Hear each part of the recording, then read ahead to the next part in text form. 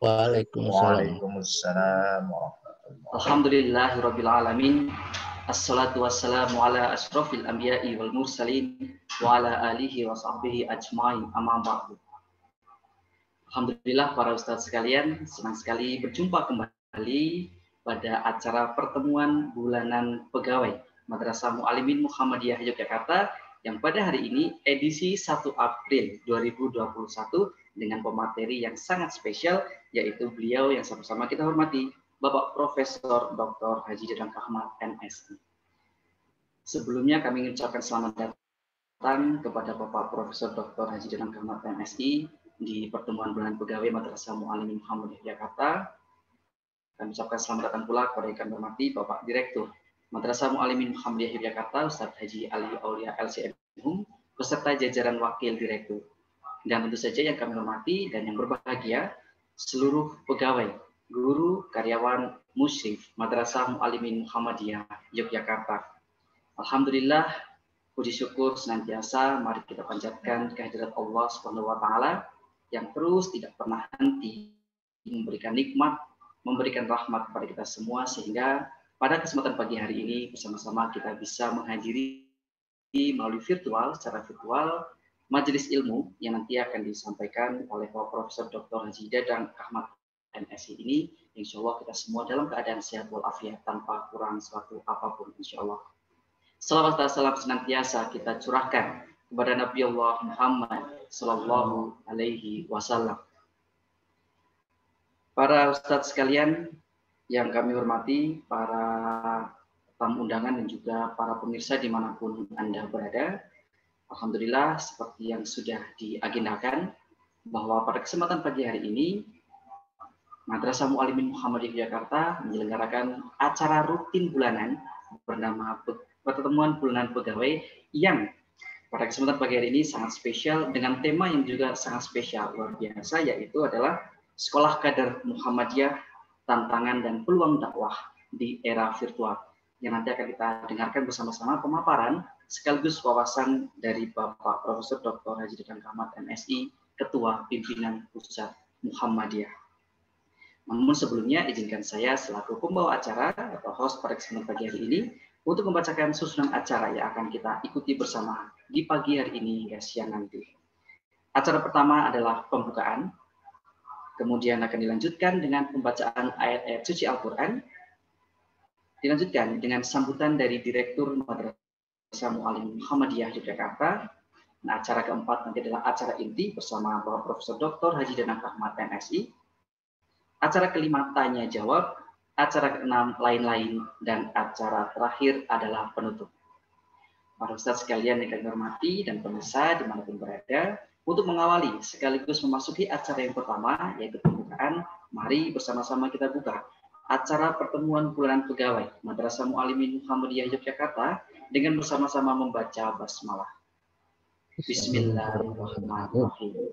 Mudah-mudahan acara pada kesempatan pagi hari ini mendapatkan berkah dari Allah Subhanahu wa taala. Amin ya rabbal alamin. Amin. Memasuki acara yang kedua adalah pembacaan ayat-ayat suci Al-Qur'an yang akan dibacakan oleh Ustadz Basarudin. Kepada Ustadz Basarudin, disilakan.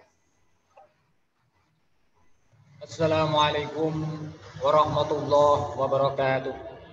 Waalaikumsalam warahmatullahi wabarakatuh. أعوذ بالله من الشيطان الرجيم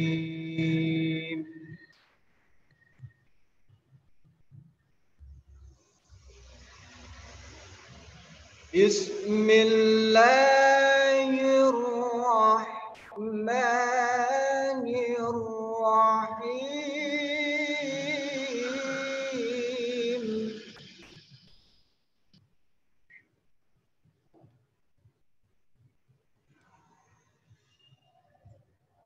يا أيها الذين آمنوا قوا أنفسكم وأهليكم نارا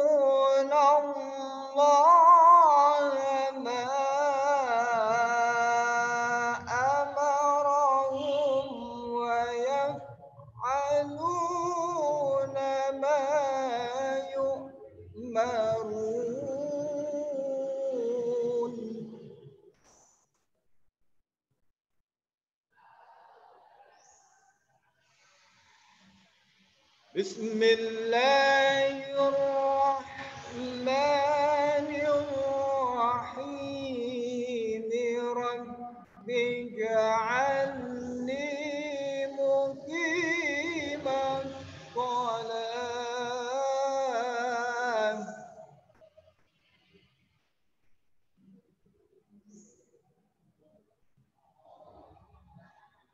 رب اجعلني مقيم الصلاة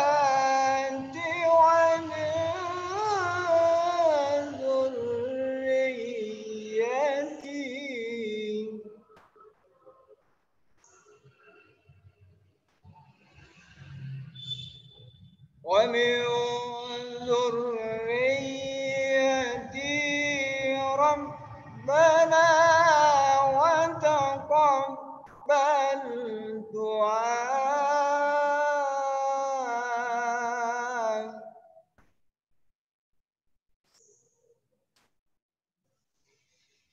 ربنا اغفر لي ولوالدي وللمؤمنين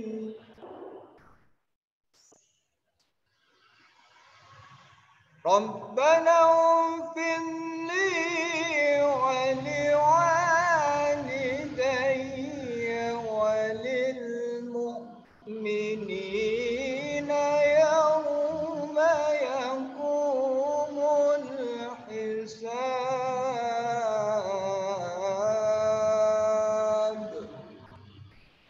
صدق الله العليم السلام عليكم ورحمة الله وبركاته. Waalaikumsalam warahmatullahi wabarakatuh. Demikian tadi pembacaan ayat-ayat suci Al-Quran oleh Ustadz Basarudin. Diucapkan terima kasih. Masuki acara selanjutnya adalah sambutan dari Bapak Direktur Madrasah Mu'allimin Muhammadiyah Yogyakarta. Yang kami hormati Ustadz Haji Ali Aulia LCM. Disilakan. Bismillahirrahmanirrahim. Assalamualaikum warahmatullahi wabarakatuh. Waalaikumsalam warahmatullahi Alhamdulillahi rabbil alamin. Alhamdulillahilladzi anzalal Qur'an bilisanin arabiyyin mubin. Asyhadu an la ilaha illallahu rabbul arsil azim wa asyhadu anna Muhammadan abduhu wa rasuluh as-sadiqul amin. Allahumma salli wa sallim ala nabiyyina Muhammadin wa ala alihi wa sahbihi ajma'in, amma ba'd. Yang kami hormati Bapak Profesor Dr. Haji Dadang Kahmat MSI. Alhamdulillah Prof. Dadang bisa hadir membersamai Madrasah Mu'allimin Muhammadiyah. Para asatidz, seluruh pegawai Madrasah Mu'allimin Muhammadiyah, baik dari guru maupun karyawan yang pada kesempatan saat ini hadir di pertemuan bulanan dalam rangka peneguhan ideologi secara rutin yang dilaksanakan oleh Madrasah Mu'allimin Muhammadiyah yang notabene sebagai sekolah kader yang di bawah penyelenggaraan pimpinan pusat Muhammadiyah yang tentunya harus terus direfresh dan diteguhkan proses ideologi dan kemuhammadiyahannya. Alhamdulillah pada kesempatan kali ini kita dibersamai atau kehadiran Prof. Dadang yang tentunya kita tahu bersama, yang alhamdulillah pada kesempatan kali ini bisa membersamai seluruh guru dan juga para karyawan yang ada di Madrasah Mu'allimin Muhammadiyah. Jadi kami ingin sampaikan dulu Pak Dadang bahwa saat ini Madrasah Mu'allimin Muhammadiyah yang para siswanya ini sudah 1.600-an, tepatnya 1.610, sebetulnya kita memiliki ya hampir 200 lah guru dan karyawan. Artinya tapi guru dan karyawan di sini termasuk ibu dapur yang ada di dapur. Tapi pada saat ini juga mungkin ada agenda kegiatan juga di siswa, biasanya juga siswa juga di pertemuan bulanan biasanya di tingkat sanawiyah ditangani langsung oleh IPM yang ada di Madrasah Muallimin Muhammadiyah, dan di tingkat aliyah saat ini juga ada webinar juga yang kaitannya dengan motivasi studi lanjut dari para alumni-alumni yang pada saat ini sedang melanjutkan studinya di kedinasan. Tadi maka saya bergabung dulu di agenda siswa untuk memberikan pengarahan dan sambutan. Tapi ternyata Pak Dadang sudah hadir terlebih dahulu. Kami ucapkan terima kasih yang sebesar-besarnya. Pada kesempatan saat ini tentu sebagaimana yang para asatid kita alami bahwa siswa Madrasah Muallimin Muhammadiyah ini semuanya masih berada di rumah. Artinya karena situasi pandemi kita belum bisa mendatangkan para siswa kita, khususnya yang berada di seluruh Nusantara yang tersebar ini untuk datang ke Madrasah Muallimin Muhammadiyah. Maka sebagai sebuah konsekuensi kita melakukan upaya dalam rangka untuk pemaksimalan layanan pendidikan melalui virtual. Nah, tentu ini juga harus diimbangi dengan bagaimana seluruh sivitas kita di Madrasah Muallimin Muhammadiyah, bagi guru termasuk juga di karyawan dalam rangka untuk pengembangan dan kemudian tidak bisa kita hentikan. Maka harus terus dilanjutkan. Termasuk juga di dalamnya adalah mungkin kami berharap juga mendapatkan hal-hal yang kaitannya dengan peluang serta tantangan kaitannya dengan dunia informasi dan dunia virtual. Karena mungkin juga Pak Dadang sebagaimana secara khusus kami sampaikan kan menangani secara langsung kaitannya dengan pustaka dan informasi. Nah, para asatid juga tentu bisa dilakukan peneguhan dan kemudian juga diberikan sebuah tantangan sehingga apa yang akan dilahirkan dari Madrasah Muallimin Muhammadiyah yang notabene kita ini yang menjadi pengasuh dan memberikan sentuhan kepada calon-calon kader tadi itu benar-benar nantinya ke depan bisa siap terhadap tantangan. Jadi mudah-mudahan kita nanti juga mendapatkan motivasi, peneguhan, termasuk di dalamnya adalah tantangan-tantangan kekinian yang kemudian direspon oleh Muhammadiyah, yang harapannya nanti ke depan Muhammadiyah bisa menjawab itu, dan Madrasah Muallimin Muhammadiyah secara khusus tentu berkewajiban untuk menyiapkan, karena ini yang menjadi amanah persyarikatan, bagaimana Madrasah Muallimin Muhammadiyah sebagai sekolah kader mau tidak mau harus merespon tantangan-tantangan dakwah di dunia informasi dan dunia virtual saat ini. Kalau kita misalnya hanya kemudian membincangkan atau kemudian bisa jadi juga hanya melihat dan menjadi penonton serta follower, maka tentu keluar dari jati diri kita sebagai sekolah kader atau pencetak para kader. Ibaratnya sering kami disampaikan oleh Bapak Ketua Umum Pimpinan Pusat Muhammadiyah bahwa yang diciptakan dari Madrasah Muallimin Muhammadiyah ini adalah fa'il gitu Pak Dadang, bukan maf'ul bih katanya. Karena fa'il maka para asatid di dalamnya harus benar-benar mindsetnya dalam rangka untuk mencetak para fa'il-fa'il itu. Ya, mudah-mudahan pada kesempatan saat ini kita dibersamai oleh Prof. Dadang bisa selain bersilaturahim, mendapatkan refresh dan peneguhan, tapi kita juga diberikan tantangan-tantangan masa depan yang terjadi dan sedang dilakukan oleh Muhammadiyah saat ini, sehingga kita bisa imbaskan kepada seluruh kader dan siswa kita untuk bisa mempersiapkan masa di mana itu tantangan pastinya lebih berat. Mungkin demikian sambutan dari kami. Terima kasih Prof. Dadang atas kehadirannya. Senang sekali kami keluarga besar Madrasah Muallimin Muhammadiyah kehadiran atau dibersamai oleh Dadang. Mudah-mudahan nanti ketika mualimin, insya Allah juga di tahun yang akan datang akan menempati kampus yang baru, Prof. Dadang. Jadi mudah-mudahan berkesempatan di Jogja dan kemudian mampir di Madrasah Mualimin Muhammadiyah. Terima kasih dari kami. Assalamualaikum warahmatullahi wabarakatuh. Waalaikumsalam warahmatullahi wabarakatuh. Demikian tadi telah kita dengarkan bersama sambutan dari Bapak Direktur Madrasah Mualimin Muhammadiyah Yogyakarta, Ustadz Haji Ali Aulia LC.M. Diucapkan terima kasih.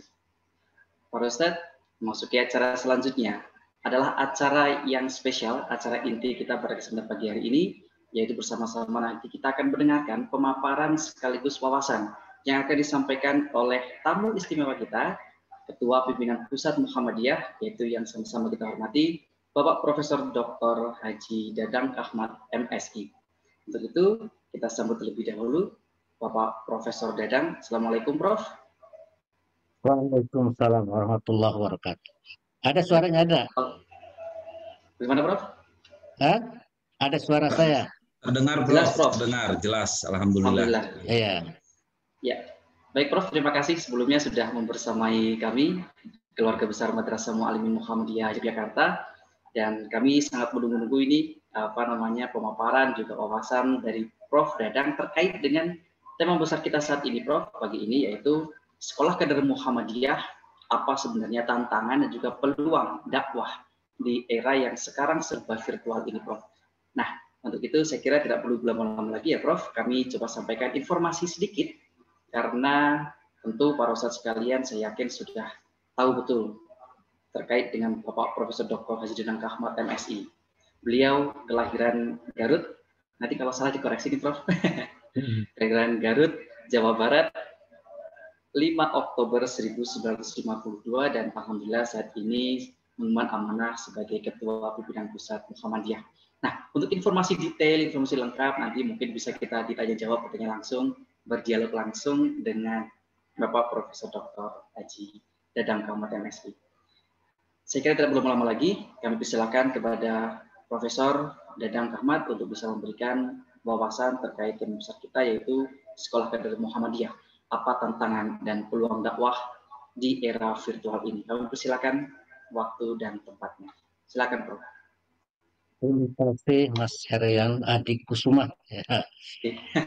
Bismillahirrahmanirrahim. Assalamualaikum warahmatullahi wabarakatuh. Alhamdulillah wassalatu wassalamu ala Rasulillah wala haula wala quwata illa billah. Yang saya sayangi, hormati Direktur dari Madrasah Mualimin Yogyakarta, Mas Ali Aulia, dan para asatidz yang lainnya, para pimpinan dari Madrasah Mualimin, saudara host Mas Herian tadi, dan semuanya saja ada 110 nih yang hadir, luar biasa. Saya bersyukur pada Allah Subhanahu wa Ta'ala, membaca hamdalah atas hari ini berkesempatan untuk bersilaturahim dengan seluruh sivitas akademika minus murid ini ya. Jadi asatidz maupun tenaga tendik dan karyawan dan lain-lain, di mana sudah lama saya sebenarnya ingin bersilaturahim, langsung datang ke sini. Ke Jogja itu selalu ingin mampir, tapi karena waktunya sangat sedikit, jadi tidak pernah mampir. Kedua, tidak ada cucu yang sekolah di sini ya. Cucu saya di Darul Arkom supaya dekat mungkin. Ya. Jadi kalau pernah kemarin dibawa yang nomor 3 ke Jogja, ya diperlihatkan mualimin, dia mau, tapi bapaknya nggak mau, ya sudahlah nggak apa-apa. Jadi oleh karena itu sejak lama ya ingin bersilaturahim. Alhamdulillah Mas Aulia mengundang saya untuk bisa hadir pada hari. Mudah-mudahan ya apa yang ditargetkan, apa yang diinginkan oleh mualimin ini bisa terjawab. Padahal saya ini memang sedikit apologi ya tentang tema ini, karena saya ini kan lulusan UIN ya, lulusan UIN Bandung. S2, S3-nya di Unpad di ilmu sosial. Jadi saya tidak akan membahas soal teknis, tapi membahas soal itu aja dampak-dampak sosial terhadap kita dan bagaimana kita menghadapi. Yang kedua, saya diserahi tugas sudah 10 tahun di PP Muhammadiyah tentang bagaimana memodernisir teknologi informasi di Muhammadiyah. Kelihatannya kita ini karena kebanyakan pimpinan Muhammadiyah itu keluaran dari baby boomer ya, keluaran produk tahun 50-an ya, termasuk saya tadi 52 ya, sangat gagap terhadap teknologi sehingga kepesatan dari transformasi dari fisik ke digital itu tidak begitu lancar ya.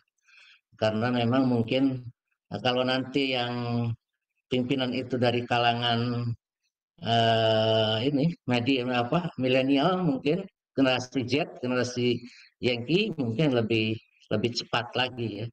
Dan ini kan seluruh Indonesia karena hampir semuanya kita ini masih orang-orang tua yang orientasinya berbeda dengan anak-anak sekarang yang akan saya temukan tadi.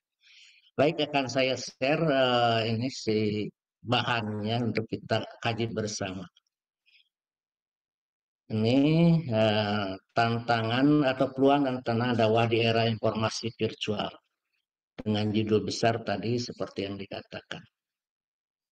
Saya mulai dengan ini An-Nahl ayat 125 ya.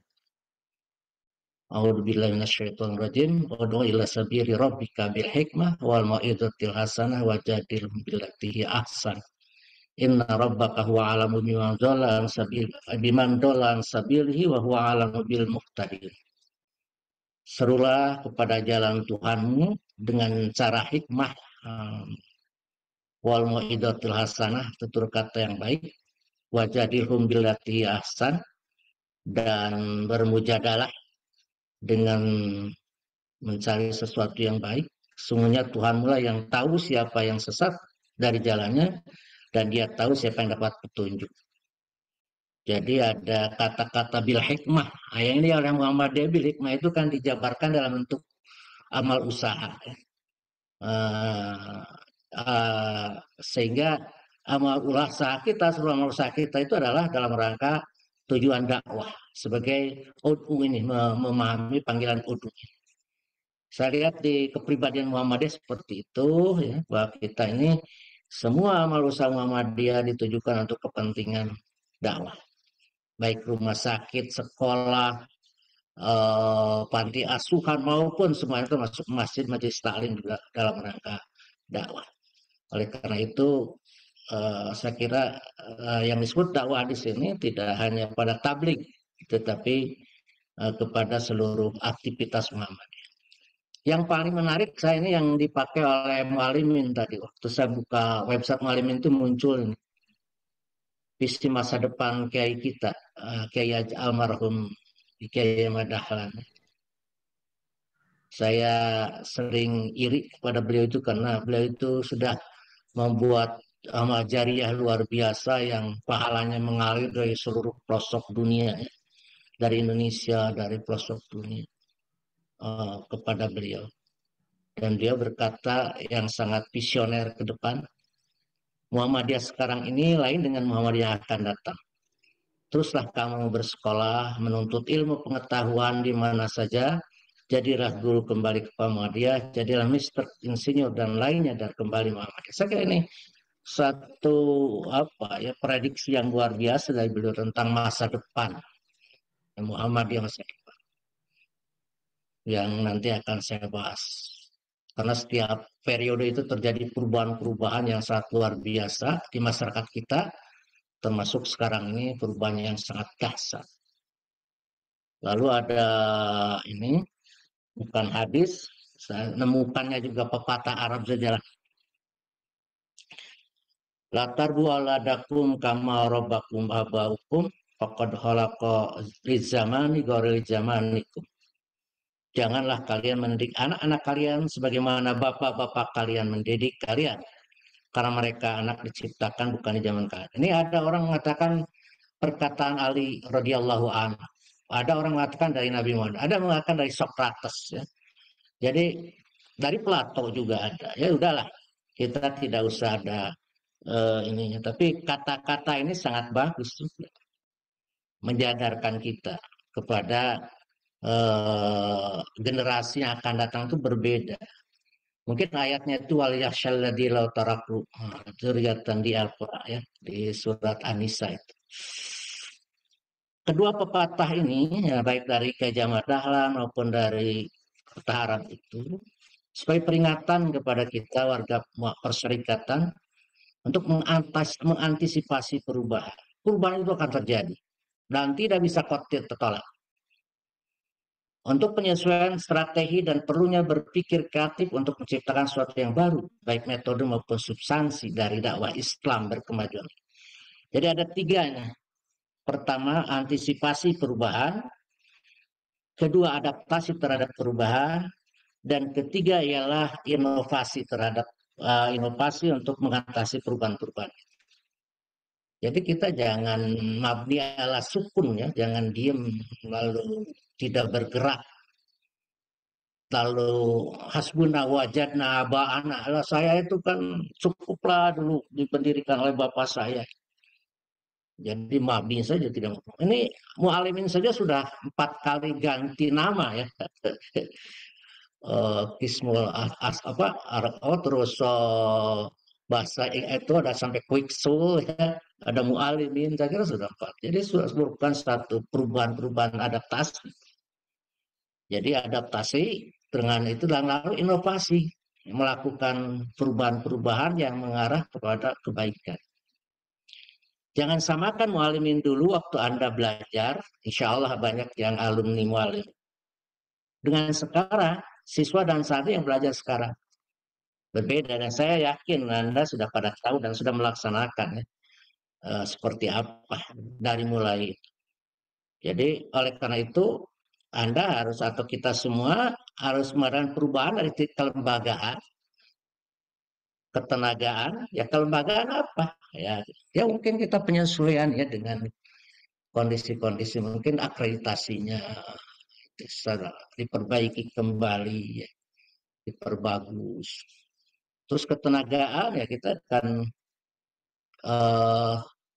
nanti terus menyekolahkan guru-guru dan membuat training-training untuk guru sehingga lebih mahir lagi ke depan dan menganeka macamkan keilmuan yang bisa mendidik yang sesuai dengan kondisi zaman.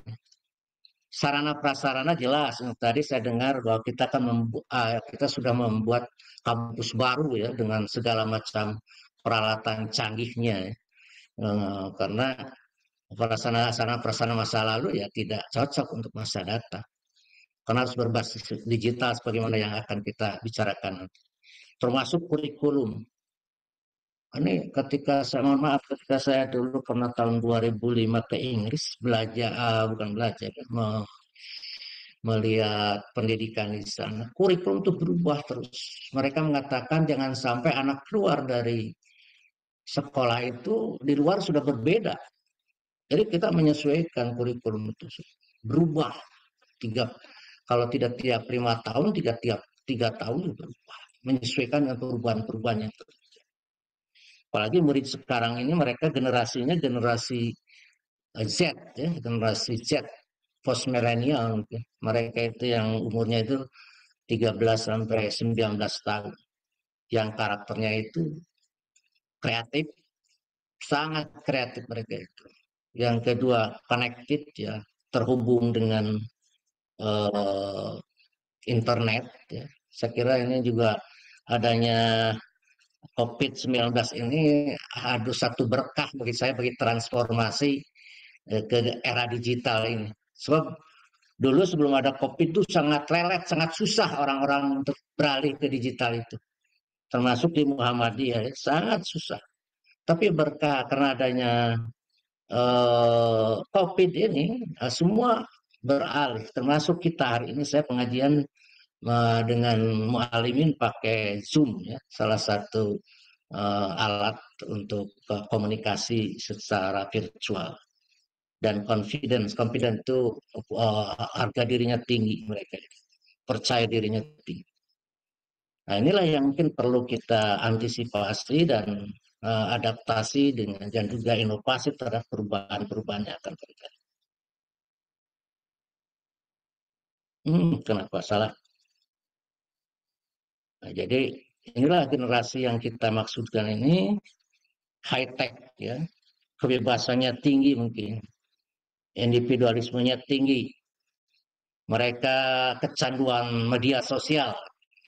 Saya tidak tahu bagaimana cara memproteknya di Mualimin, tapi yang jelas ini sangat luar biasa.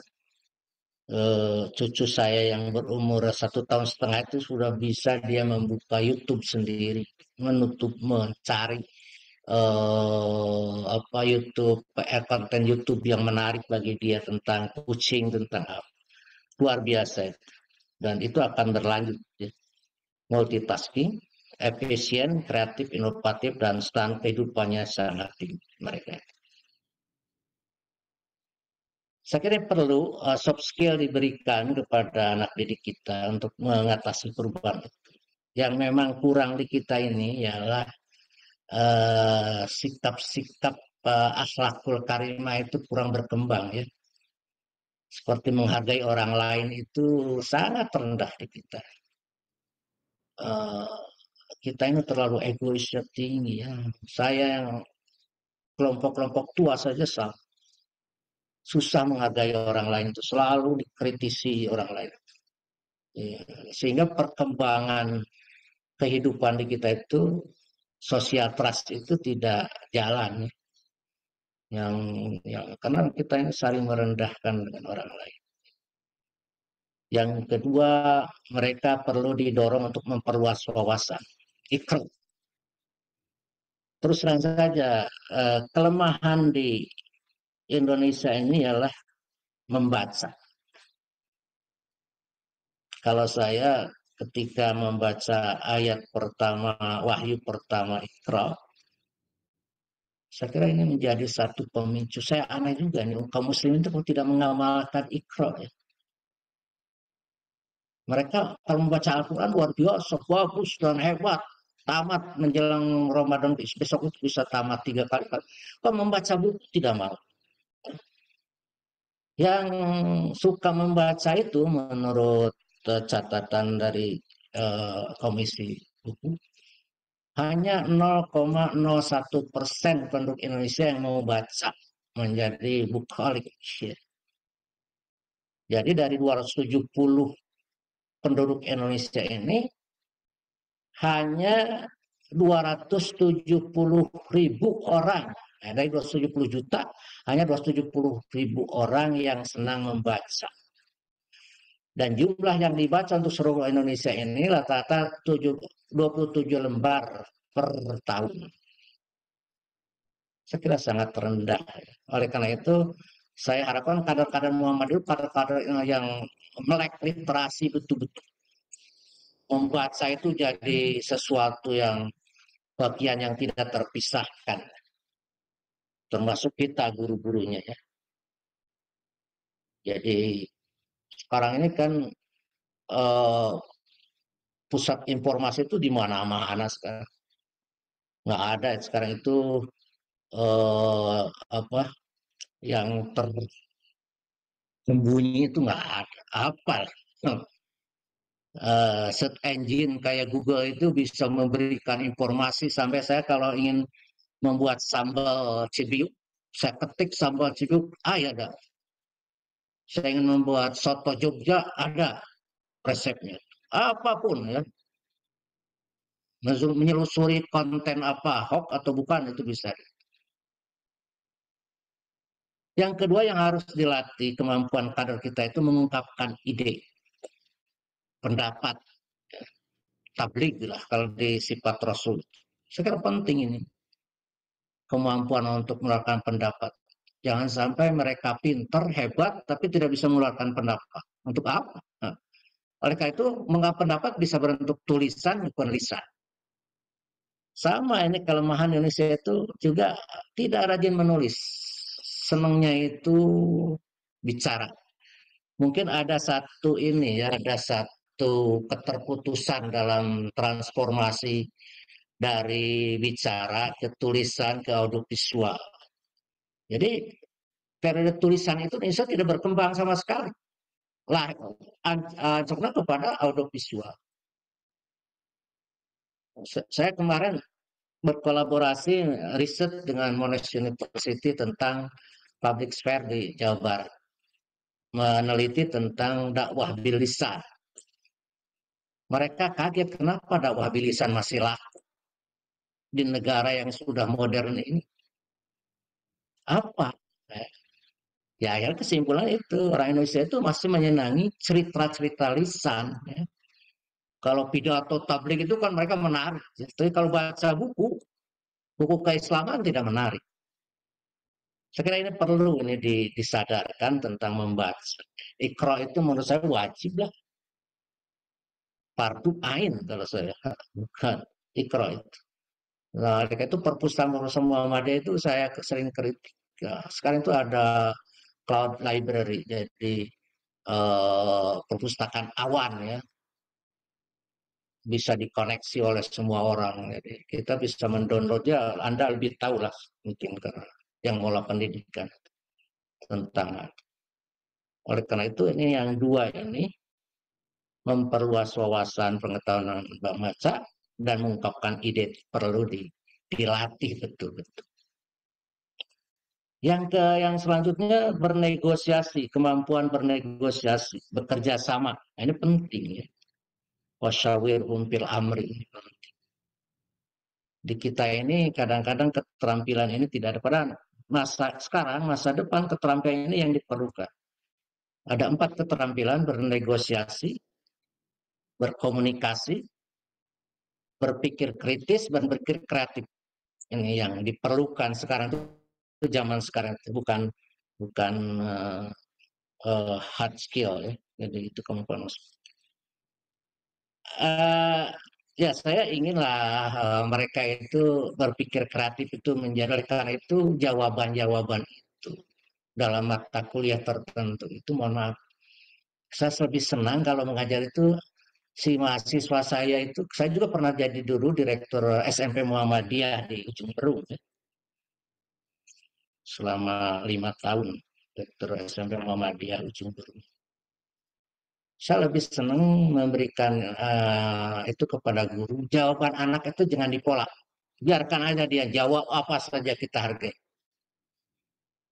Kecuali mungkin kalau Anda ngajar fikih ya atau apa. Tapi kalau ngajar-ngajar ilmu sosial gitu biarkan aja dia ngomong apa. Walaupun salah, saya selalu dihargai. Ya kan ada kaidah ya. Ijtihad itu kalau salah 1, kalau benar 2, ajroni ya. Kalau salah ajrun wahidun.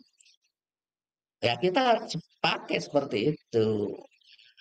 Jadi jangan biarkan lagi dengan objektif tes ya, pakai ABC itu pilihan itu, sehingga kita ini kreativitas itu tidak muncul pada anak.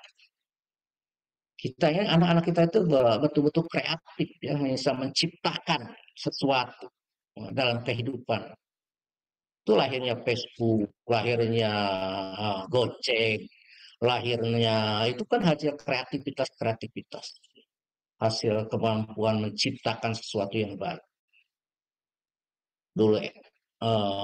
Dulu di zaman Islam masih jaya, berpikir bebas itu sangat dihargai. Ini tradisi di Muhammadiyah nih perlu dikembangkan lagi. Pertama, kita ini menganut prinsip kolektif kolegial, saling mendukung dalam kehidupan kita ya, di AUM, di perserikatan sama ya, serjaya di PP itu begitu, saling mendukung kita sama-sama, tidak saling mencaci, menyalahkan, tapi saling melengkapi.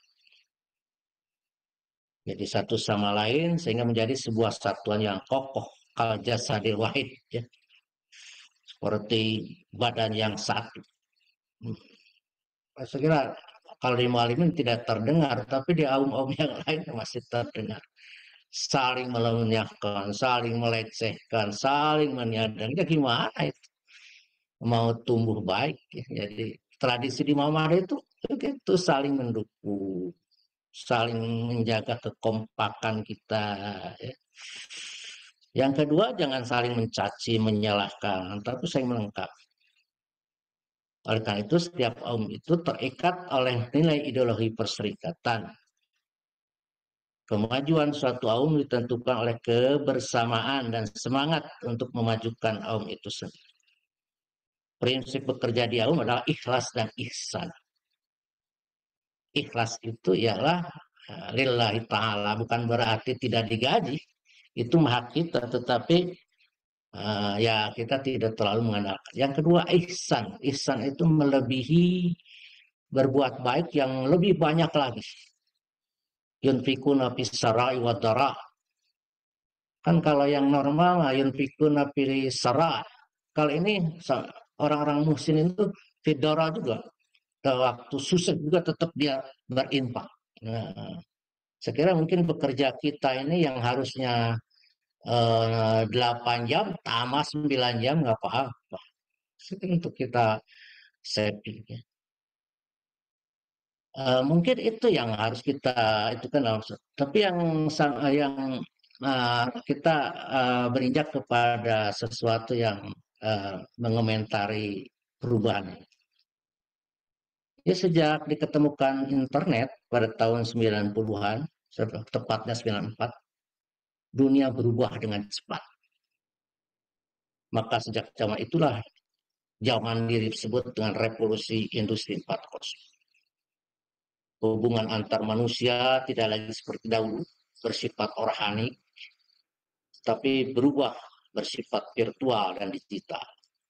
Sekarang hampir sebagian besar manusia menggunakan alat komunikasi melalui jenjang internet, jarak jauh, dan melalui media sosial atau media online termasuk kita sekarang. Walaupun dampaknya ya ada positif pada negatif. Ya. Saya kira positifnya kita tertolong, negatifnya juga banyak. Kalau melihat perubahan ini dari mulai revolusi industri 1.0 dulu diketemukan mesin uap, ke industri 2.0 diketemukannya listrik itu hampir 100 tahun. 1784 ke 1870. Dari revolusi industri 2.0 ke revolusi 3.0 masih 100 tahun. 1870 ke 1964. Tetapi dari industri 3.0 ke industri 4.0 hanya 30 tahun. Dari 1964 ke 1994. Dan kita ke industri 5.0 juga makin dekat. Ya, katanya pada 2030 akan terjadi revolusi kelima. 2017 Sentaro Abe pernah bicara ya di forum di Eropa tentang adanya gelombang revolusi industri 5.0 yang memang sudah menggunakan otak buatan, artificial intelligence, otak buatan. Sekarang saja sudah mulai kita mobil kan tidak lagi pakai supir ya. Tesla itu sudah membuat mobil-mobil yang robotik, bisa berjalan sendiri, mengatur jarak, belok, keinginan-keinginan. Dan kalau bensin ganti listrik ya sudah. Tapi kalau itu bahkan dibuat manusia-manusia yang mengerti tentang emosi, manusia-manusia robot. Jadi kita akan nanti saksikan dengan banyak pekerjaan yang hilang, tapi banyak pekerjaan baru yang muncul. Ribuan itu pekerjaan yang hilang. Sekarang saja kan penjaga tol hilang, terus pekerja-pekerja penjaga-penjaga itu sudah mulai hilang. Nanti digantikan dengan uh, alat teknologi yang canggih.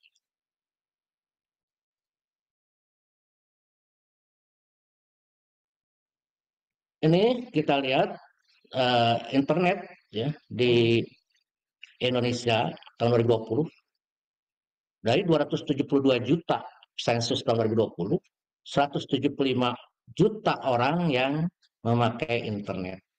160 juta orang yang memakai media sosial. Hampir 64% ya, dari penduduk Indonesia yang mengandung internet. Sangat luar biasa internet itu. Jadi kalau kita ya menggunakan menghindar dari internet tidak mungkin sekarang. Tapi saya punya mahasiswa saya uskup, bukan uskup, pendeta Katolik di UIN Bandung itu, saudara Bandung. Dia selalu berhubungan dengan saya itu pakai SMS. Banu, kamu punya ini nggak, punya WA? Enggak. Ya kenapa? Enggak mau bilang. WA itu banyak mudarat, luar biasa. Oh itu ya si Romo Banu. Dia lulusan S2-nya dari Roma, filsafat. Dia masuk di sini di jurusan studi agama-agama di UIN Bandung. Itu muridnya saya sendiri. Saya pembimbing disertasinya. Jadi dia mau menggunakan media sosial. Kenapa? Ya saya aturannya begitu, Pak. Bagi pastor Katolik itu tidak boleh menggunakan media sosial. Tapi kalau di kita, nggak, silahkan saja kita bisa mana media sosial yang paling digemari? YouTube. Paling digemari ya, dari dia memegang posisi 43% orang yang langganan internet memakai YouTube. Terus Facebook 41%, WhatsApp 40%, Instagram 38%. Maksud saya ini mungkin media-media yang bisa kita pakai untuk kegiatan dakwah.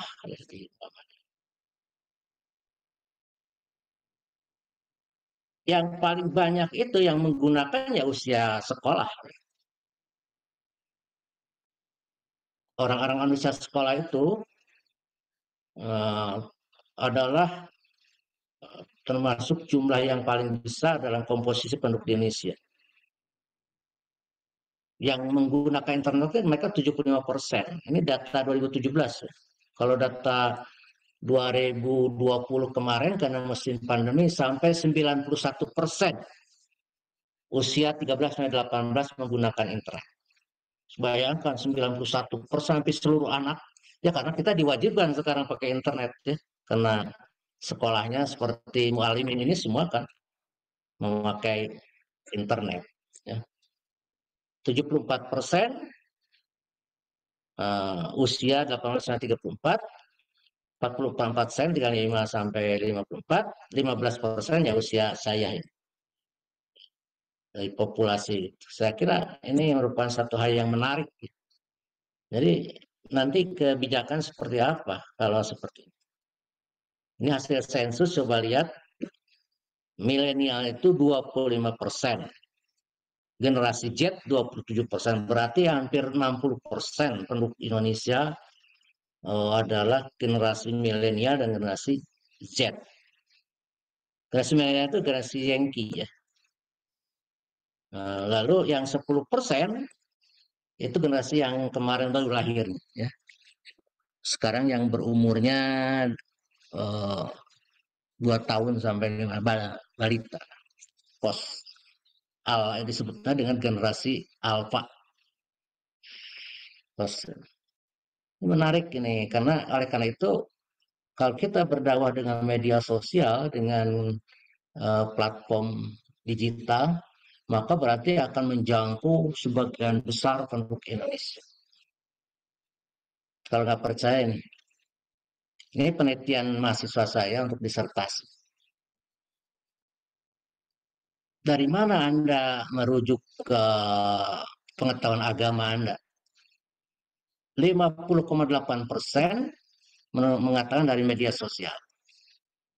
48% dari buku atau kitab, 33% dari televisi, 17% dari majelis taklim. Jadi jangan harap majelis taklim kita didatangi oleh generasi milenial.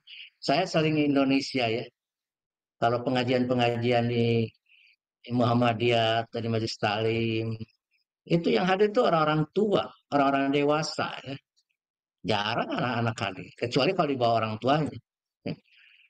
Jadi memang ini sudah tren seperti itu. Maka kalau kita ingin menjangkau eh, eh, generasi muda, ya kita harus berani bermain di media sosial. Sebagian besar penduduk Indonesia adalah berumur 10 sampai 40 tahun, yaitu generasi Y dan generasi Z. Mereka digital native, penduduk asli dari digital kita. Kalau saya pendatang ya, tamu di dunia digital. Tapi kalau Anda para guru, saya lihat generasinya generasi kelahiran Y dan Z ya. Para guru ini juga digital native, jadi penduduk asli ya. Mereka, saya kalau ingin membuka satu itu nyuruh cucu, sini buka, kakek tolong di download ini YouTube ini.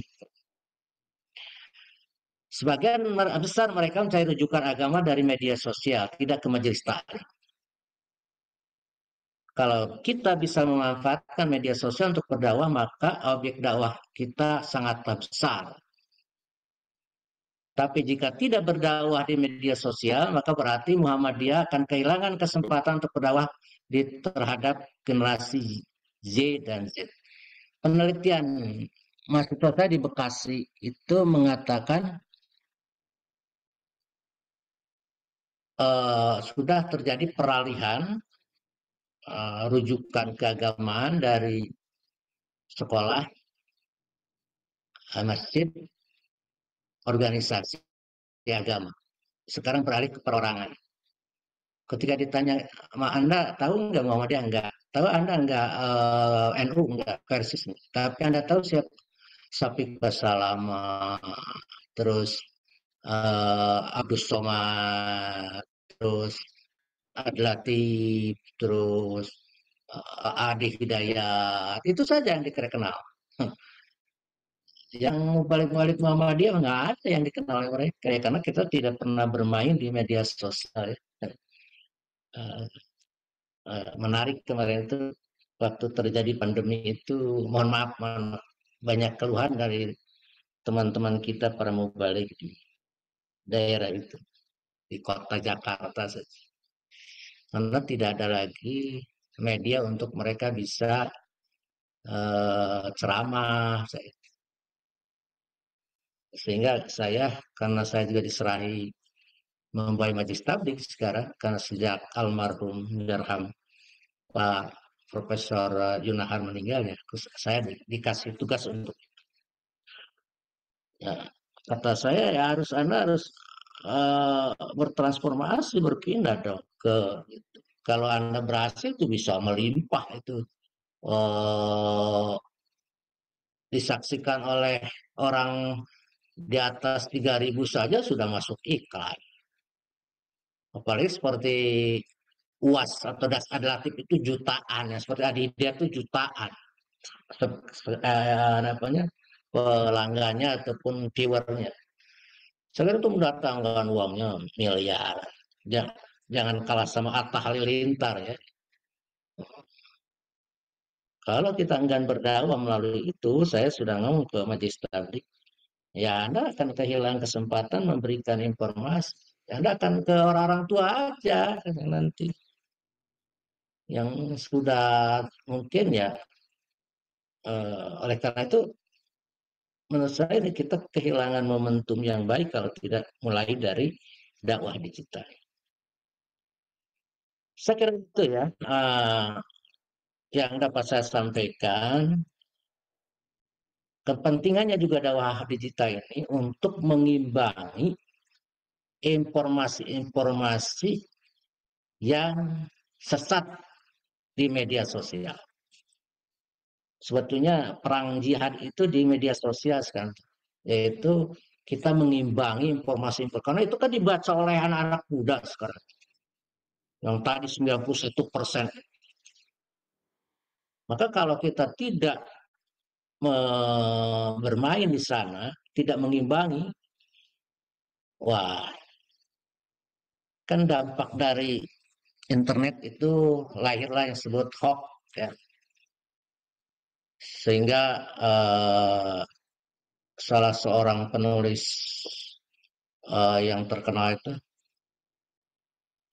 dia menulis how bullshit conquer the world, bagaimana bullshit menaklukkan dunia.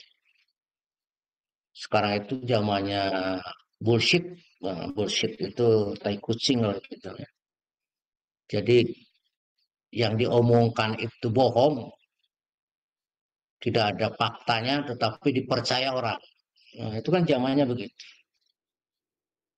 Sekarang itu sangat post-truth, jadi zaman tidak benar, post-truth, di luar kebenaran. Sudah zaman wah sekarang segala sesuatu pun agak sulit diterima akal sehat. Makanya kita orang-orang yang terutama Muhammadiyah untuk memberikan pencerahan itu melalui ini.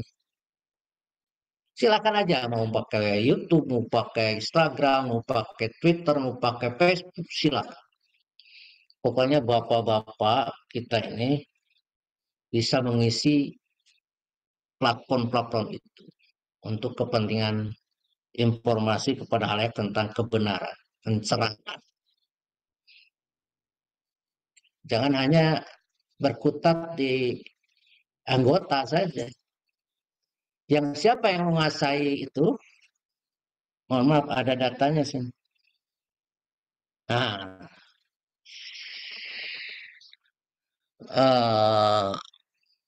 media Islam yang paling tinggi digemari itu NU Online, milik NU. Yang kedua Era Muslim, milik Salafi. Yang ketiga Hidayatullah, ya, dari Kalimantan. Yang keempat baru Suara Muhammadiyah. Posisinya berapa persen saya perbesar nih.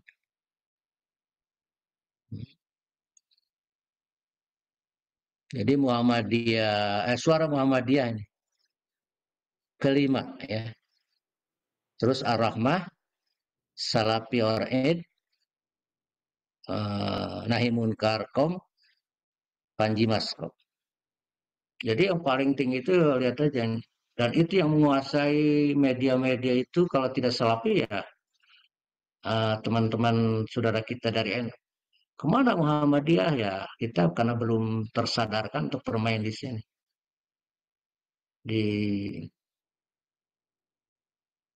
Nah ini di yang existing digitalisasi Muhammadiyah, Muhammadiyah Oraid, Suara Muhammadiyah, TV-mu, ya.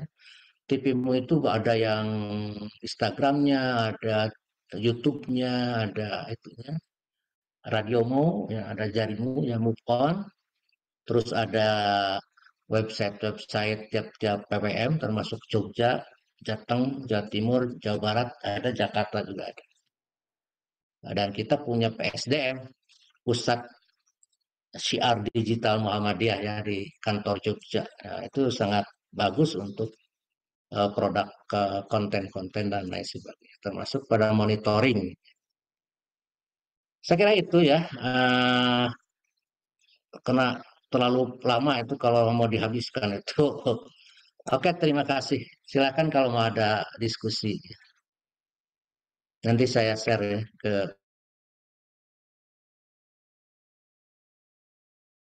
Bapak-Bapak.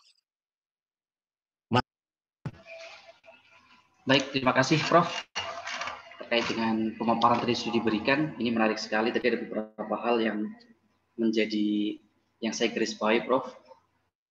Peran Muhammadiyah di digitalisasi gitu ya, Prof. Apalagi sekarang memang eranya sudah era industri 4.0, segala sesuatu hampir di seluruh lini kehidupan itu sudah digitalisasi, masuk ke teknologi. Maka jika tidak, maka Muhammadiyah salah satunya akan menjadi tertinggal seperti tadi disampaikan. Ternyata website yang paling banyak dicari justru atau yang banyak diakses oleh masyarakat kita, masyarakat Indonesia khususnya, bukan dari Muhammadiyah, justru malah dari saudara kita dari NU, seterusnya dari Salafiyah dan Muhammadiyah melalui Suara Muhammadiyah masih di peringkat 5 tadi ya Prof. Nah, ini menarik sekali.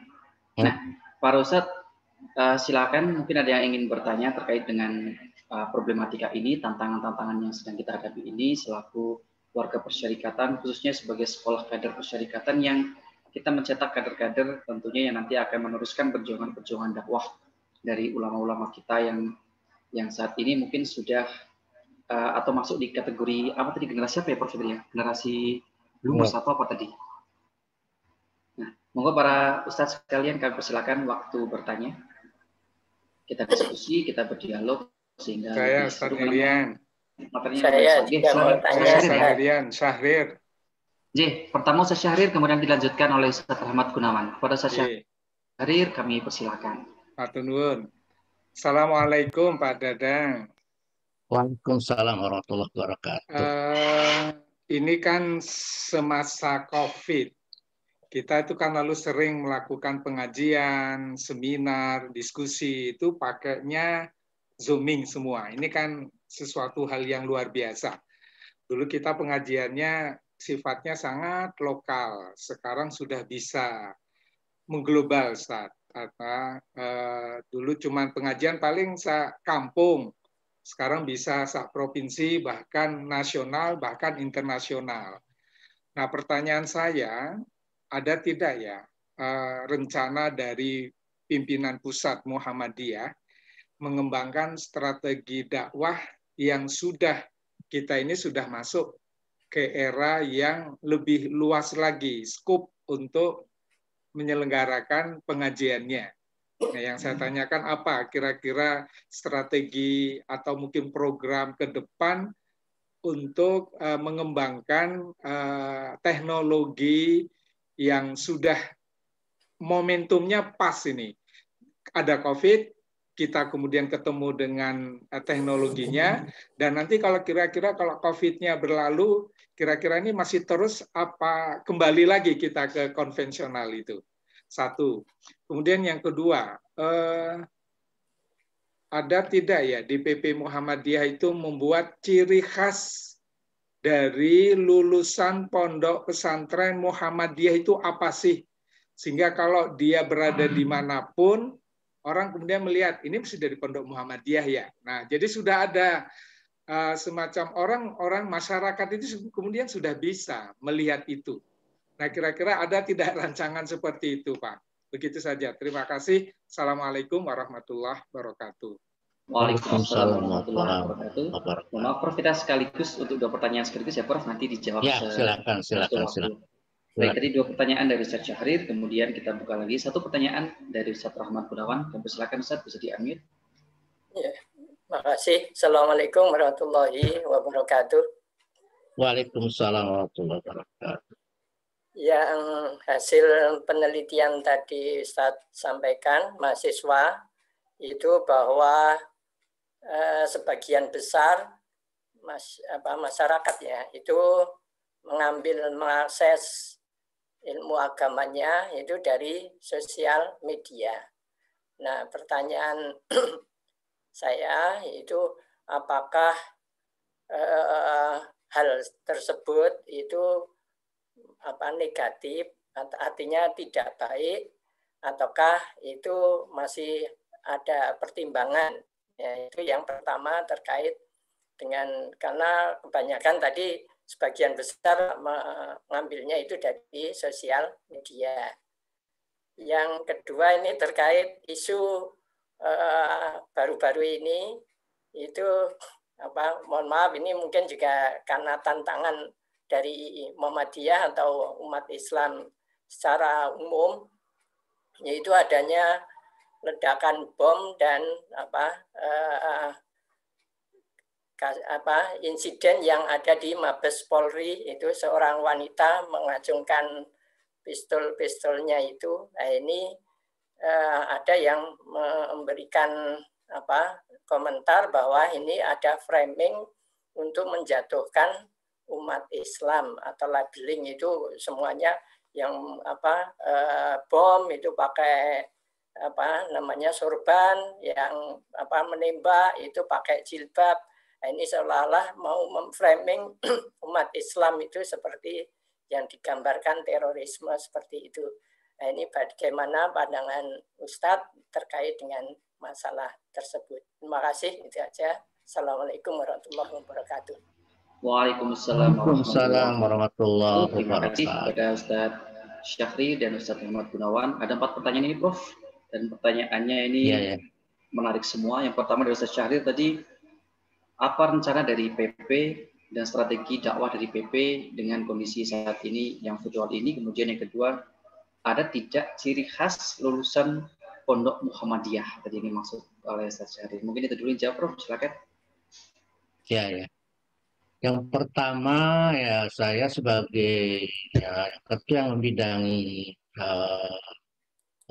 pustaka informasi dan membidangi tablik, berusaha untuk mengkoordinasikan bahwa digitalisasi dakwah itu penting. Saya pernah 3 kali membuat rapat koordinasi majelis tablik, majelis MPI, dan majelis tarjih. Karena terus terang saja sosialisasi keputusan tarjih pun terbatas. Ketika orang ingin mencari hukum dari satu masalah, itu kalau yang muncul pertama di Google itu bukan milik Muhammadiyah. Kalau tidak Salafi ya NU itu. Oleh karena itu saya mengajak mereka, cobalah konten-konten hasil keputusan tarjih itu di-upload semua ke media-media sosial, supaya orang ketika membutuhkan satu informasi tentang puasa, tentang zakat, tentang mandi keramas, itu ada. Jadi jangan keluar itu orang lain di search engine. Dan ini saya dengar baru besok ya, tanggal 10, tanggal Sabtu besok, tanggal 3 mau ada rapat koordinasi ya, nasional majelis tablik. Mudah-mudahan karena dia sudah punya sekretariat yang juga ada digital room-nya ya. Mudah-mudahan ini bisa, apapun yang kita inginkan bisa terlaksana. Dan saya selalu memberikan penekanan pada ini waktunya ya. Apalagi kita zaman COVID ini, manfaatkan. Tapi nampaknya ya Mas kita itu masih terlena dengan kebanggaan kita pada salaf ya. Kami bangga dengan segala satu produk masa lalu. Produk yang sekarang mana kata itu? Sama sama produk yang sekarang baru kan, semuanya produk masa lalu. Sekolah saja kan yang sekarang itu ruang guru, siswanya 7 juta orang, bayangkan aja. Itu kan inovasi ya. Ruang guru itu bentuk sekolah, itu kelas-kelas. Siswanya itu ada 7 juta orang. Kenapa kita tidak inovasi dalam bidang itu? Ya saya sering ngomongkan ke majelis pendidikan juga. Kita sadarlah adanya inovasi-inovasi. Itu seperti itu. Insya Allah Pak, itu yang pertama tanya. Ya kita akan memanfaatkan. Kalau di TV-mu sudah Pak, kita bisa lihat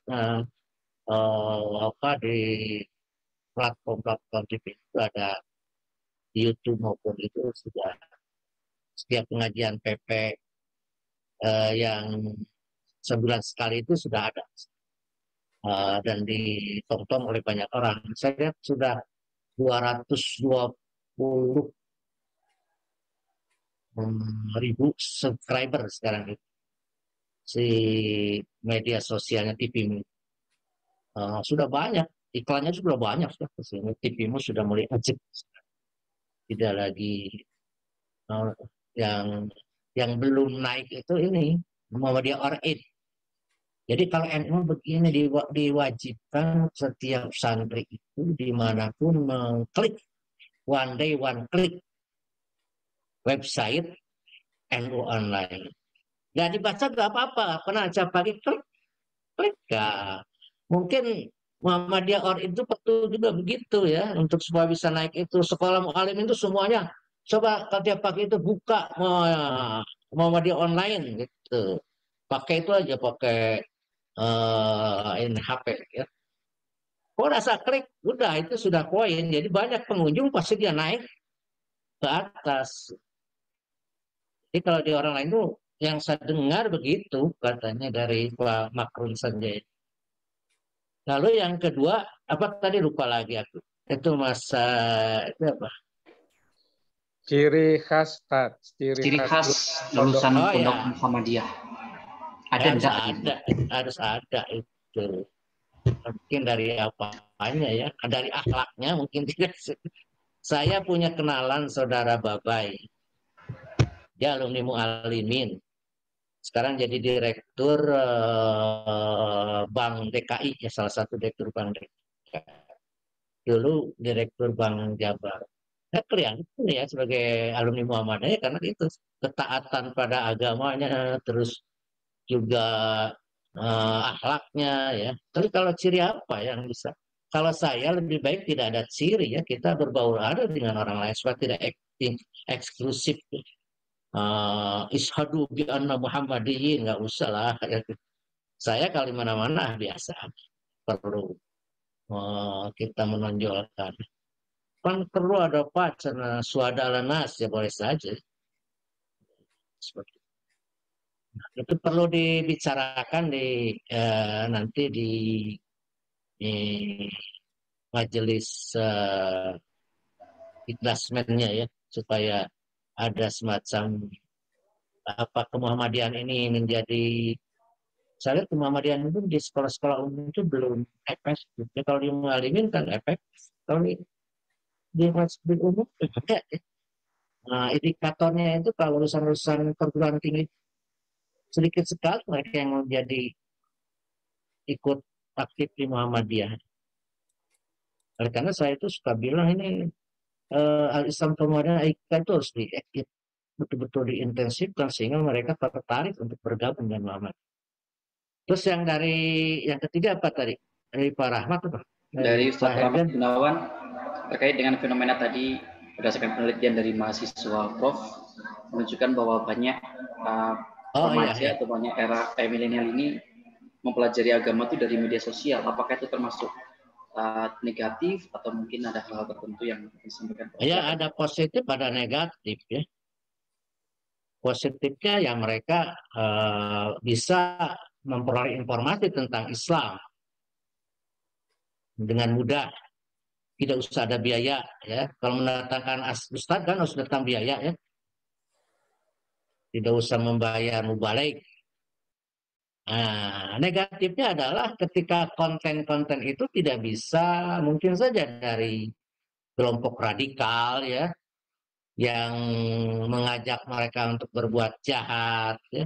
Kan tidak bisa tidak bisa kita seleksi. Dan konten-kontennya kan sangat sederhana kalau di itu Pak. Jadi bersifat instan ya. Dan itu harus menjadi bagian dari kalau kita mau mengisi di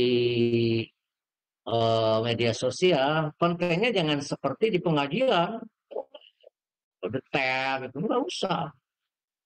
Kita perang informasi orang itu percaya apa yang dibicarakan walaupun tanpa dasar ya, sekarang ini. Zamannya begini, bullshit. Maka dari Muhammadiyah itu orang-orang Muhammadiyah pasti bicaranya sesuai dengan Quran dan Sunnah. Kalau orang lain hurapat pun bisa dimasukkan. Tahayul kayak begitu deh. Kisah-kisah Israeliat masuk juga. Makanya saya perlu Muhammadiyah itu tampil mengisi, mendominasi. Kalau Muhammadiyah tidak tampil mendominasi, ya mungkin menurut saya sekian tahun yang akan datang ya Indonesia tidak akan berubah Pak. Begini Pak, saya itu suka sering berpikir ya kenapa kita ini tidak maju. Bayangkan Pak, dari 18 negara yang memproduksi vaksin, tidak ada satupun dari negara Islam. Padahal negara-negara berkembang yang lebih rendah, Kuba, India, Kazakhstan itu kan tidak lebih baik dari Indonesia, lebih baik dari Saudi. Kenapa? Ya kan kita ketinggalan dalam bidang sains. Jadi saya itu khawatir. Gitu. Lalu kita bangga-banggakan bahwa inilah Islam Nusantara, diekspor ke luar negeri pun diekspor. Tidak melahirkan kemajuan. Hasil penelitiannya ya agak lama dari ya Allah Donald. Dia mengatakan Donald Swift ya pernah diulas oleh Pak Amin Rais bukunya yaitu modernisasi politik agama dan modernisasi politik judul itu. Dia mengatakan agama yang diteliti oleh saya 5.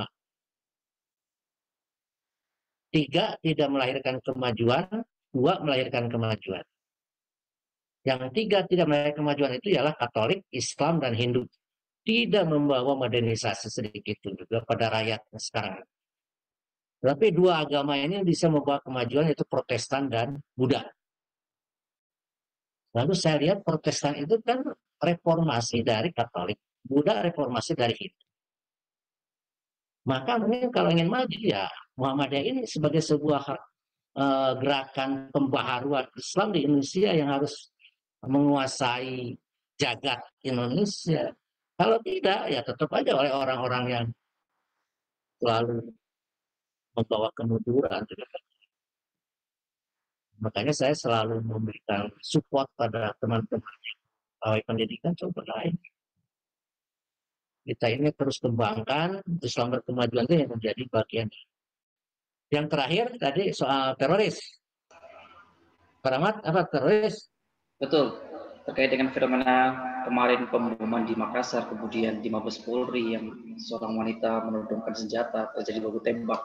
Apakah itu termasuk framing untuk menjatuhkan umat Islam yang dikenal teroris dan sebagainya menurut pandangan Prof dan mungkin menurut pandangan kita tidak memungkiri ya memang ada orang-orang Kristen yang berpikir seperti katanya itu dipengaruhi, ya memang dipengaruhi, tetapi mereka karena kebodohannya itulah mereka tidak berpikir mana yang baik, mana yang dipermainkan oleh orang-orang yang pintar, orang yang hebat.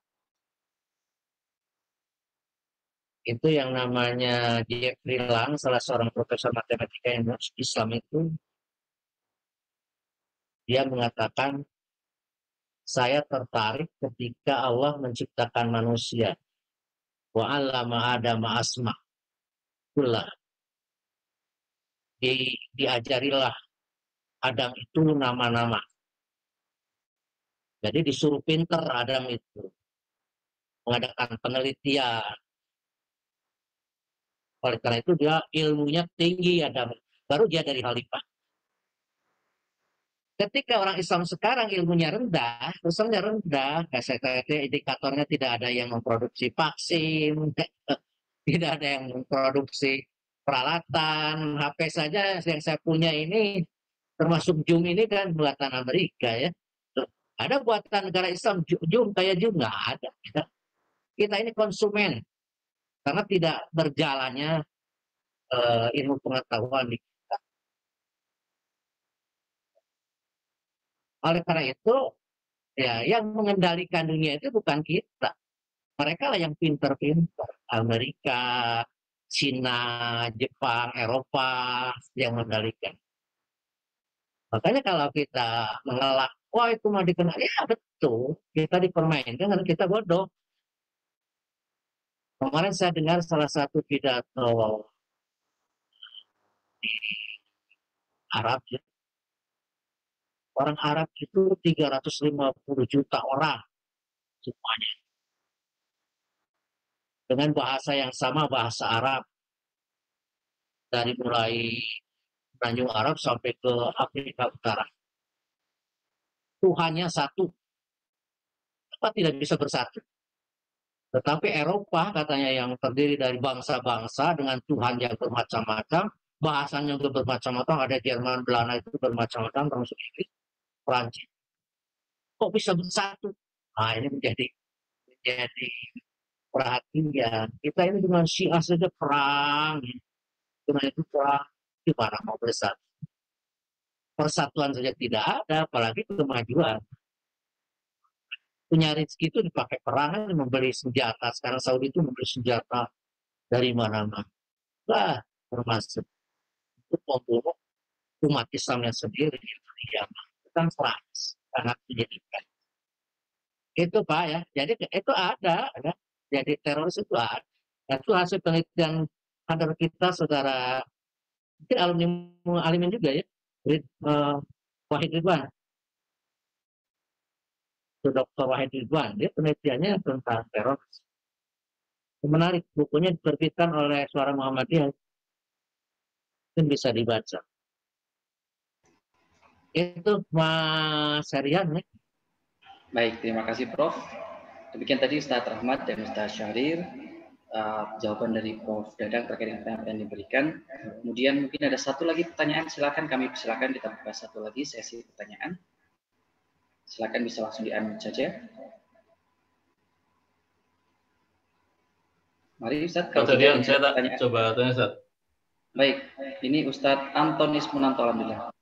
Ya. Baik, silakan Ustadz. Waalaikumsalam Ustadz Dadang. Waalaikumsalam. Poin yang pertama mungkin sekedar memberikan informasi bandingan tentang bagaimana kita memahami situasi keterbelakangan kita ya. Menurut saya kenapa umat Islam tidak mampu mereproduksi teknologi dan berbagai temuan pengetahuan itu tidak bisa dilepaskan dari fakta sosiologis bahwa kita itu mayoritas terjajah selama 300 tahun terakhir. Artinya bahwa ada konteks kesejarahan yang tidak bisa kita lepaskan. Termasuk kemudian fakta-fakta bahwa banyak penemu-penemu muslim itu, tetapi konteks penemuannya itu di barat ya. Karena memang negara menyediakan dana. Dan ada etos-etos yang tampaknya sulit kita lakukan, misalkan motif-motif ekonomi sepenuhnya dalam proses-proses pengetahuan. Karena kita juga terhalang dengan niat-niat itu kan, hadis-hadis yang menghalangi kita tentang niat. Ketika seorang muslim menjadi sepenuhnya kapitalis dan menunjukkan pengetahuannya untuk reproduksi ekonomi, saya pikir itu sesuatu yang lumrah terjadi begitu. Termasuk kemudian bahwa ternyata menjadi muslim di barat pun juga tidak sederhana. Kalau kita mendengar orang-orang kayak Hamzah, Yusuf misalkan, atau cucunya Hasan Al-Banna seperti Tariq Ramadan, atau yang sekarang menjadi otoritas-otoritas macam Khalid Abdul Fadl, kita kan juga sadari bahwa mereka perlu mengkompromikan antara Islam dan kebaratan itu. Karena memang ada benturan antara apa yang kita yakini sebagai muslim dengan kemodernan sebagai core dari peradaban barat sebetulnya. Tapi itu sekedar sebagai pembanding agar kita juga lebih clear di dalam menilai keterbatasan kita sendiri. Tetapi kemudian yang ingin saya tanyakan berkaitan dengan persoalan tentang konteks dakwah kita ya. Betul bahwa dalam hal-hal tertentu kita perlu merebut kuantitas jamaah di media sosial, tapi bisakah kita kemudian punya desain yang lain bahwa Muhammadiyah menyediakan otoritas yang lebih tinggi begitu? Saya mengapresiasi adik-adik kita di Santri Cendekia misalkan yang sedang sebulan ke depan itu mengkaji karya-karyanya Prof. Samsul Anwar begitu. Tentu penyajiannya lebih populer, terus kemudian disajikan di media sosial, tetapi tujuannya untuk menunjukkan bahwa di atas ustadz-ustadz yang ngepop itu ada level yang lebih tinggi. Dan kita orang-orang Muhammadiyah ini harus mampu bersikap untuk menunjukkan otoritas yang lebih tinggi dibandingkan orang-orang ngepop begitu. Lebih-lebih kemudian yang selanjutnya adalah bahwa tidakkah kita mencoba untuk menganalisis, nah ini yang keduanya. Jadi kalau yang pertama tadi tentang bisa nggak kita main di level yang lebih tinggi, bahwa di Muhammadiyah ini ada otoritas yang lebih tinggi dibandingkan ustadz-ustadz ngepop begitu. Selain bahwa tentu saja yang ngepop perlu kita kerjakan ya, perlu kita buat begitu. Tapi kemudian yang kedua adalah bisakah kita menganalisis lebih dalam dengan alat analisis ilmu dakwah kita yang tentu kemudian menggunakan banyak pendekatan ilmu sosial kontemporer ya, tentang bahwa model ngepop itu mengandung persoalan. Tadi malam jam 11 malam tuh kawan saya membuat status Facebook yang analisisnya bagus. Kebanyakan influencer di media sosial itu yang ditampilkan adalah dari 9 postingan itu satu ada kemewahan, ada kemesraan, dan ada barang yang dijual. Itu yang influencernya ribuan begitu. Itu tampaknya memang mereka menguasai dakwah, tapi sebetulnya yang mereka tampilkan adalah satu model yang ganjil sebetulnya kan. Di situ ada kemewahan, ada barang yang dijual, ada kemesraan ya. Tapi tidak ada pengetahuan sebetulnya ya. Lebih banyak retorika dibandingkan gagasan begitu. Nah itu mungkin Ustaz sekedar kalau yang poin pertama tadi sekedar meluruskan, kemudian yang dua tadi yang belakang adalah satu, bisa nggak kita di level yang lebih tinggi, sedangkan satunya lagi adalah bisa nggak kita melakukan analisis yang lebih dalam terhadap realitas dakwah populer yang sebetulnya mengandung persoalan dan keganjilan. Mungkin itu Ustaz sekedar. Ya. Bagus Pak. Jadi ya silahkan dicari alternatif yang memang bisa pertama ya. Mungkin untuk mualimin sih bisa karena memang homogen.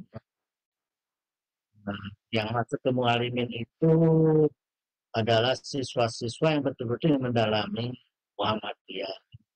Setuju dengan. Tapi ketika di sekolah-sekolah umum ini yang banyak sekali itu agak sulit ya mereka. Saya itu suka jengkel melihat tidak efektifnya AIK itu diajarkan. Sehingga saya minta pada dikti itu untuk mengadakan riset survei tentang efektivitas dari sebuah perkuliahan Muhammad AIK. Apakah bisa itu menjadi ageman dari murid atau mahasiswa sampai dia keluar? Berapa persen yang membekas dalam diri? Harus seperti itu. Nah, saya tidak tahu bagaimana yang dimaksud oleh Saudara Anton, tapi ini kenyataan Saudara Anton bahwa media sosial itu banyak penggemarnya dari kalangan milenial. Dan tadi riset-riset itu membuktikan seperti itu, termasuk PPIN Jakarta juga mengeluarkan hasil riset tentang rujukan keagamaan milenial.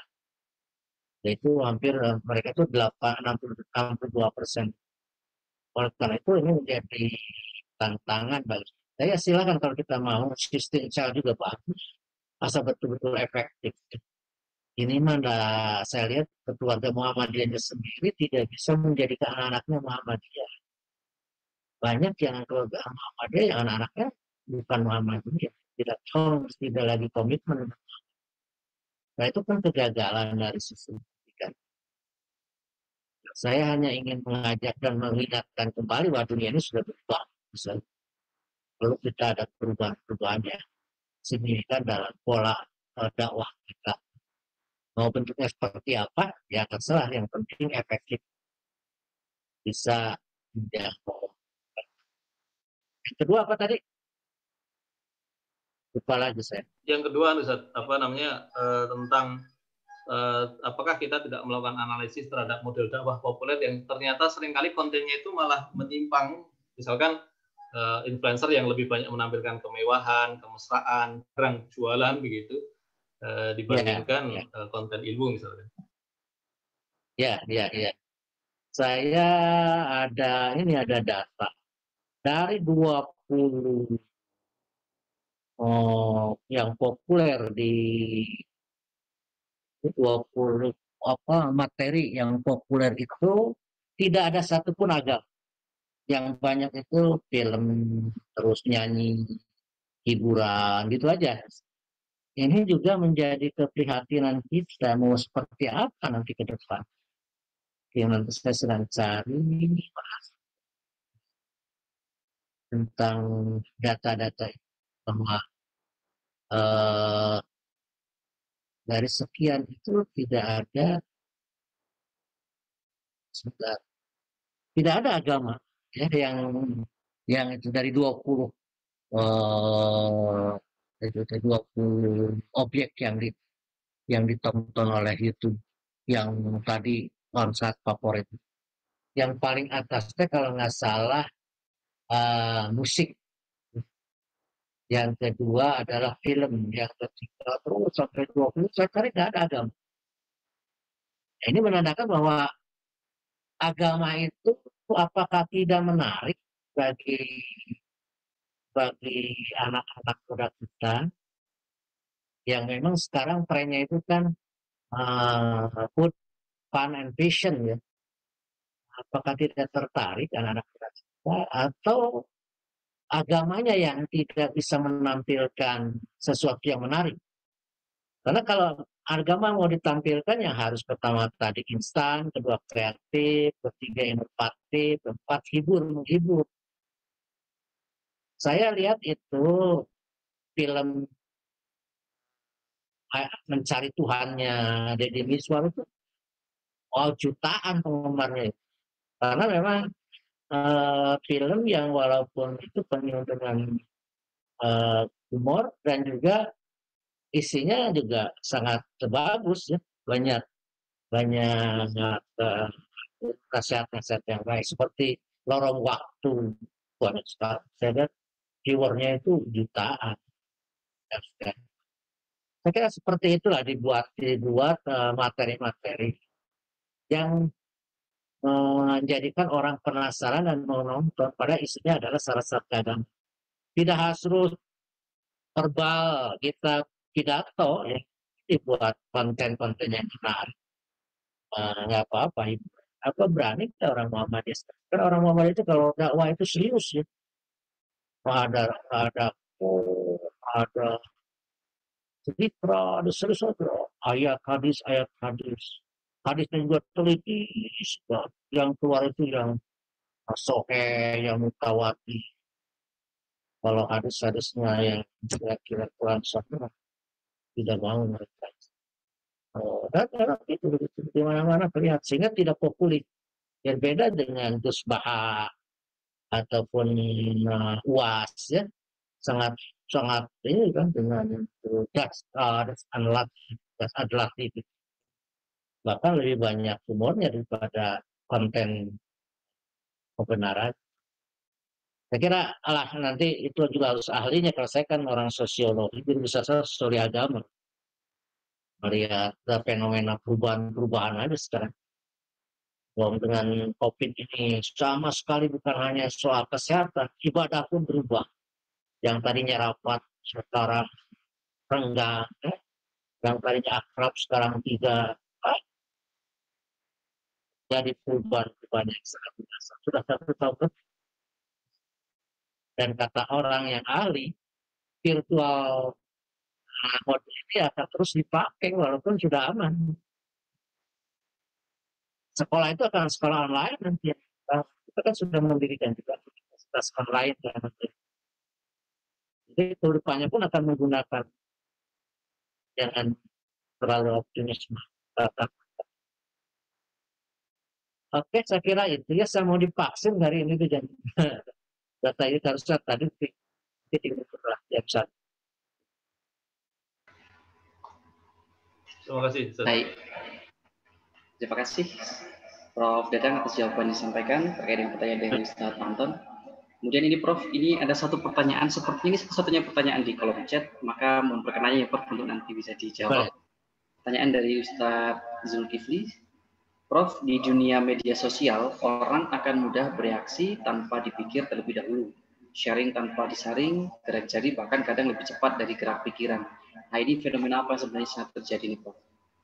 Ya, saya kira ini bagian dari karakter media sosial. Karena itu saya katakan tadi, kenapa hoax menyebar dengan demikian luas.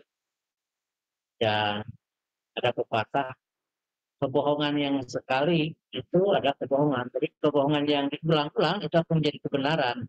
Nah, itu pepatah seperti itu. Ya, itu akibat dari ini. Dan orang kelihatannya seperti itu. Oleh karena itu, kita mempunyai dua pedoman.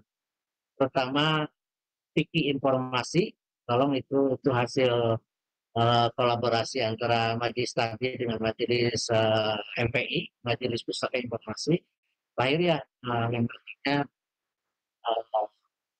fikih informasi. Yang kedua akhlak medsos ya, akhlak sosmedia diterbitkan oleh MPEG. Itu ada beberapa semacam petunjuk bagi warga Muhammadiyah untuk menggunakan media sosial.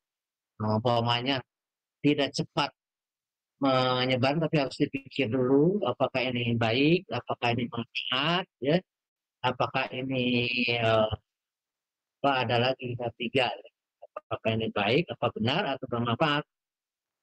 Makanya kita akan memberi petunjuk bahwa kalau terjadi ada satu konten masuk ke media kita atau ke media sosial kita, harus ada recheck pada media-media mainstream.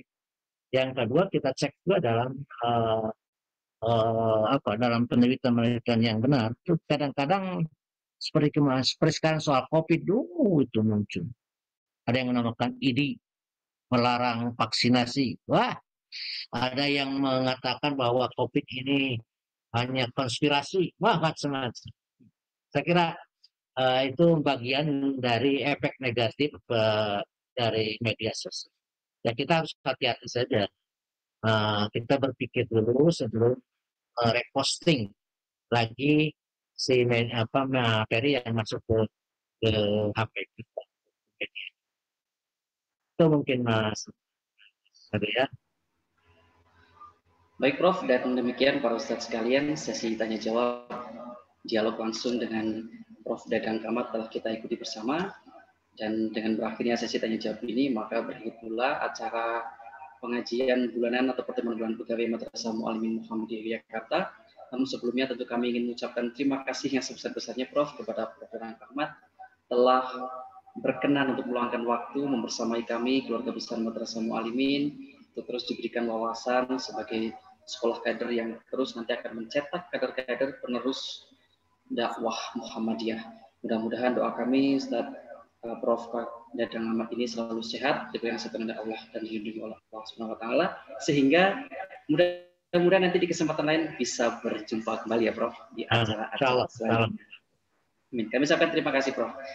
Dan kepada para ustadz sekalian, kami ucapkan terima kasih atas partisipasinya dalam acara pada pagi hari ini. Dan sebelum acara kami tutup, kami ucapkan permohonan maaf yang sebesar-besarnya jika selama membawakan acara terdapat kesalahan dan kekurangan dalam kami, khususnya saya selaku pembawa acara, dapat khilafan dan lain sebagainya, mohon dimaafkan. Dan memasuki acara selanjutnya adalah lain-lain. Perlu kami informasikan di lain-lain kali ini bahwa Madrasah Mu'allimin Muhammadiyah Yogyakarta bagi para pemirsa di YouTube maupun di Zoom Mu'allimin Jogja, Madrasah Mu'allimin Muhammadiyah Yogyakarta masih membuka penerimaan peserta didik baru sampai tanggal 10 April 2021. Maka mari kita informasikan, kita viralkan di media-media sosial penerimaan peserta didik baru Madrasah Mu'allimin yang insya Allah akan ditutup nanti pada tanggal 10 April 2021. Dan akhirnya, memasuki acara terakhir adalah penutup. Mari bersama-sama kita tutup acara pertemuan bulanan pegawai, guru, karyawan, musyrif, Madrasah Mu'allimin Muhammadiyah pada pagi hari ini dengan bersama-sama membaca hamdalah. Alhamdulillah. Amin. Sekian. Cuma selaku MC. Terima kasih Prof. Dadang. Maaf Pak Ali. Maaf. Yeah. Makasih Pak Dadang. Assalamualaikum warahmatullahi wabarakatuh. Waalaikumsalam. Assalamualaikum warahmatullahi wabarakatuh. Waalaikumsalam.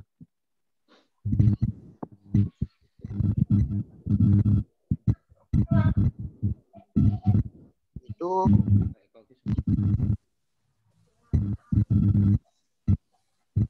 informasi ada nggak?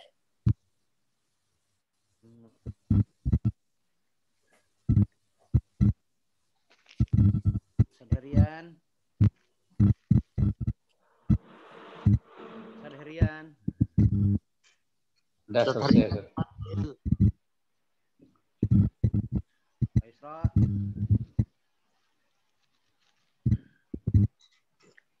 Selesai.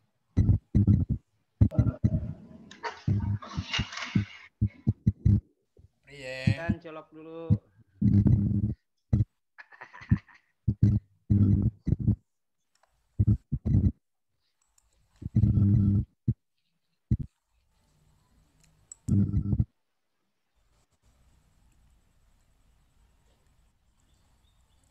Hasan.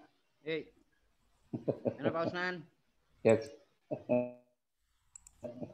Ustaz Isra keren itu fotonya.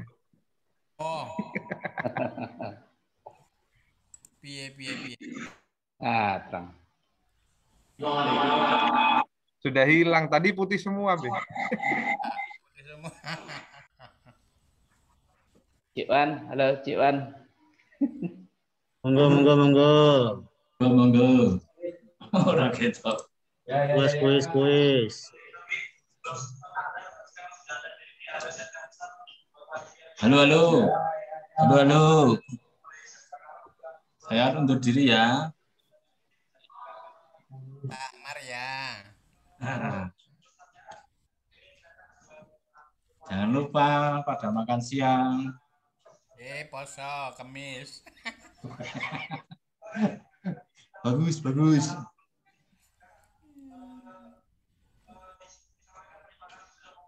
Kembarane Pak Amar neng sampingnya kuwi lho.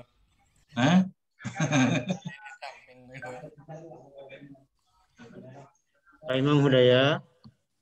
Ganteng kembarannya Pak Amar.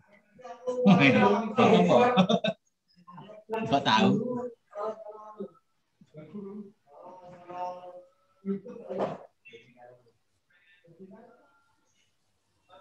Mana?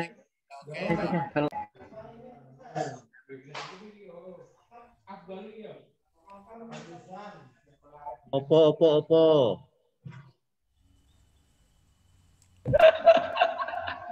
Ya, soal itu. Tadi saya kameranya pakai Oppo loh. Oppo. Alah promosi mau dijual. Pak Edian, caranya Pak Edian. Promosi mau dijual. Caranya Pak Edian. Bening kan? Harga bersahabat apa harga teman? Ganiaga no ya Pak Edian. Harga sahabat pakai karib. Ya buka harga. Pamit dulu ya. Assalamualaikum. Lelang. Sama penyangga HP-nya enggak itu? Apa? Open bid 1 juta. Iya, gimana? Menyimak ya, tangi. Open bid 900. Apa tuh, Ferian? Jahat nek 900. Ya kan nanti naik. Nggak bisa bergerak ya. OB-nya jangan tinggi-tinggi. 800 to yan kuyan. Ya. Dan Herian. Boleh. 800 baterai ini ya. Ya, OB. Iya bukaannya piro? 999. HP-nya minus apa, Tat? Tuh. Minus apa? Tunjukkan. Mana Ferian? Ustaz Rian, HP-nya minus apa? Minus baterai. Silinder. Bukan minus, silinder. RAM-nya berapa? Berapa harganya? Ani Biro. Sama Ustadz Boli. Harga sahabat karib loh. Bisa lah dibincang-bincang. Ini malah kayak tuturan HP ya. Harga member 50 lah.